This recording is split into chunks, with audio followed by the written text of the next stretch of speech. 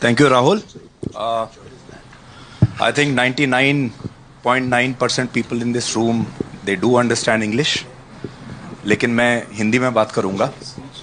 तो पहला बदलाव तो यही है कि 5 स्टार होटल में एक बहुत फैंसी लंच के बीच में आज हम हिंदी में बात कर सकते हैं और आने वाले 5 वर्षों में आपको और ज़्यादा इस तरह की बातें और इस तरह के इवेंट्स देखने को मिलेंगे।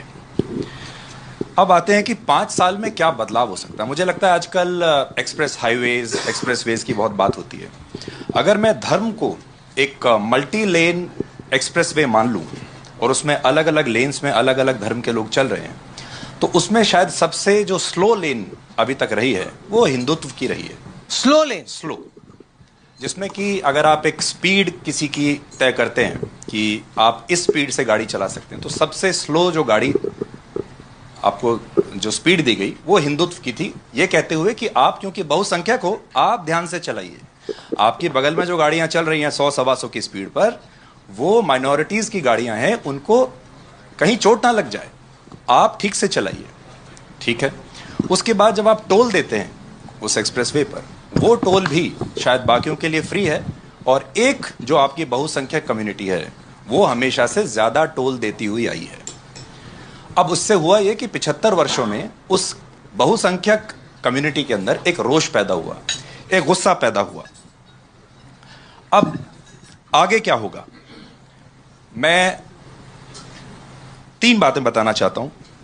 जैसा आपने कहा कि आरएसएस का एजेंडा लगभग पूरा हो गया, तो आरएसएस क्या करेगा अब? क्या आरएसएस घर में बैठ जाएगा? संघ क्या करेगा? तो जब हम मोदी 3.0 की बात करते हैं तो अब हमें आरएसएस 2.0 की बात करनी पड़ेगी। What is RSS 2.0? Do now. तो आरएसएस शायद अपने आप को थोड़ा रीइन्वेंट करेगा। संघ का एजेंडा शायद अब जागृति होगा, क्योंकि जो उन्होंने अचीव करना था वो हो गया। राम मंदिर को मैं देखता हूं कि राम मंदिर 1983 के वर्ल्ड कप जैसा है। 1983 का वर्ल्ड कप जब हमने जीता था तो पूरे देश में क्रिकेट को लेकर विश्वास आया था। हम अंडरडॉग हुआ करते थे और उसके बाद तब से लेकर आज आप देखिए, आज हमारी तीनों टीम्स नंबर 1 टीम्स हैं और क्रिकेट में हम कहां आ गए। मुझे ऐसा लगता है कि दिस राम मंदिर movement was like 83 world cup for the Hindus. अब आरएसएस और बीजेपी का रिश्ता ये क्या होगा अगले 5 साल में, या अभी तक भी अगर आप देखेंगे, बीजेपी को जो जमीनी मजबूती मिलती है बाकी पार्टीज के मुकाबले, वो आरएसएस की वजह से मिलती है। अगर आरएसएस हट गया तो बीजेपी भी वैसे ही हो जाएगी जैसी कांग्रेस या कोई और पार्टी। और अगर आरएसएस मजबूत हुआ और आरएसएस ने ये 100 करोड़ हिंदुओं की अवेकनिंग की, तो फिर बीजेपी को बीट करना बहुत मुश्किल होगा, क्योंकि the major differentiation between BJP and other parties is that other parties do not have a ground organisation like RSS working for them. So RSS will function like a buffer, और 1 nation 1 election की जो हम बात कर रहे हैं, 1 nation 1 election से आपके जो विपक्षी पार्टियों के नेता हैं ये आलसी बन जाएंगे। लोगों को शायद बुरा लगे, लेकिन ये आलसी बन जाएंगे, क्योंकि इनको हर साल 6 महीने में जो एक पावर का एक बूस्टर मिलता था पहले, कि आपने एक छोटा सा चुनाव जीत लिया, उसके बाद हवा बन गई, फिर किसी ने एक और छोटा चुनाव जीत लिया, वो हवा बन गई। वो 5 साल तक जो एक धैर्य चाहिए होता है राजनीति में, वो मुझे लगता है कि बहुत कम हमारे देश में ऐसे नेता और पार्टियां होंगी जो 5 साल बिना सत्ता के बाहर रह सकते हैं, या मे बी 10 या 15 साल भी बाहर रह सकते हैं। तो मुझे ऐसा लगा कि शायद बीजेपी हिंदुत्व को कलेक्टिवली एक अवेकनिंग का एक मोमेंट देकर अपनी तरफ करेगी। आरएसएस उसमें बहुत मदद करेगी। हमारे देश में मुसलमानों की एक्सक्लूसिव पार्टियां हैं, दलितों की एक्सक्लूसिव पार्टियां हैं, ओबीसीज की अलग से पार्टियां हैं जो सिर्फ इसी नाम पर वोट मांगती हैं। अगर ये सारे लोग एक हिंदू की तरह वोट देना शुरू कर देंगे तो बीजेपी का वोट शेयर आप समझ सकते हो कितना हो जाएगा। अगले 5 साल में इसकी कोशिश की जाएगी और शायद exclusive voting in the name of Hindutva शायद शुरू हो जाएगी। आप अभी से बदलाव देखिए, मैं छोटे छोटे बदलाव आपको बताता हूं। भजन का कितना बड़ा बाजार हमारे देश में आ गया है, लोग भजन सुन रहे हैं, भजन सुपरहिट है।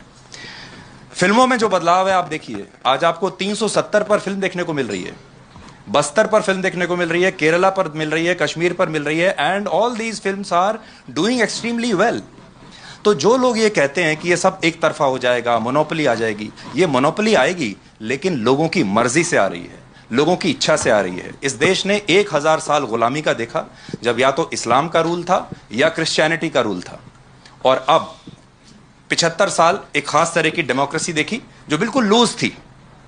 और अब शायद लोग, मुझे ऐसा लगता है कि लोग आएंगे और लोग इस वैचारिक जो ब्लॉकिंग है हिंदुत्व को लेकर, वो दूर होगी। आखिरी पॉइंट मेरा ये है, जय श्री राम एक बड़ा अग्रेसिव नारा बन गया था, ये एक राजनीति से जुड़ गया था, और लोग जय श्री राम जैसे ही बोलते थे आपको एक खास तरीके से देखते थे। क्रिसमस ट्री फैशनेबल है, इफ्तार अटेंड करना बहुत फैशनेबल है, लेकिन टीका लगा के कहीं व्रत पे जाना या कोई आयोजन करना फैशनेबल नहीं है।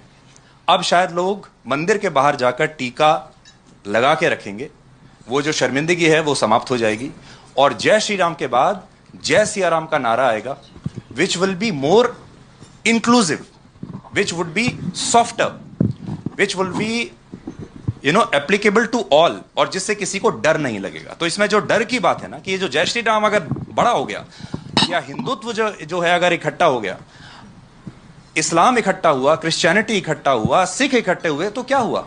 ये देश ऐसे ही चल रहा है, आज भी ऐसे ही चल रहा है। अगर ये हिंदू भी इकट्ठे हो गए तो ये किसी को मारने वाले नहीं है। अगर आप हमारा इतिहास देखेंगे तो हिंदुत्व जो है सबसे इंक्लूजन वाला धर्म रहा है।